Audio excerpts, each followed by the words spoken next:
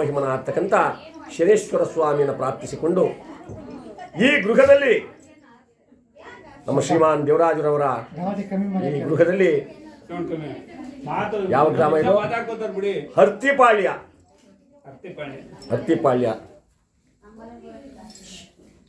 ರಾಹುತ್ನಹಳ್ಳಿಗೆ ಸೇರಿದಂಥ ಈ ಹರ್ತಿಪಾಳ್ಯ ಗ್ರಾಮದಲ್ಲಿ ಆ ಭಗವಂತನ ಸ್ಮರಣೆಯನ್ನು ಪಾಠ ಮಾಡಿದ್ದಾರೆ. ಅವರಿಗೆ ಅವರ ಮನೆ ಮುಂದಿಗೆ ಭಗವಂತ ಆಯುರಾರೋಗ್ಯ ಆಯುಷು ಭಾಗ್ಯವನ್ನು ಕೊಟ್ಟು ಕಾಪಾಡಿ ಅಂತ ಹೇಳ್ತಾ ಈಗ ಕಥೆಯನ್ನು ಪ್ರಾರಂಭ ಮಾಡೋಣ. ಯಾವ ಕಥೆಯನ್ನು ಆಚರಣೆ ಮಾಡಬೇಕು? ರಾಜ ವಿಕ್ರಮ. ಶನಿದೇವ್ರ ಕಥೆ ಅಂದರೆ ಒಂದೇ ಇಲ್ಲ. ರಾಜ ವಿಕ್ರಮ, ರಾಜ ಸತ್ಯರ್ವತ, ನಲ್ಲತಂಗಾದೇವಿ, ಭಕ್ತ ಪುರೂರವ, ಭಕ್ತ ಮಹಂದಾತ, ನಳದಮಯಂತಿ. 3 ಜನ ಕಷ್ಟ ಬರ್ತದೆ. ರಾಜ ವಿಕ್ರಮದಲ್ಲಿ ಒಬ್ಬಂದೇ ಕಷ್ಟ. ಯಾವ್ದು ಬೇಕೇ ಹೇಳಿ. ಸರಿ. ನೀವು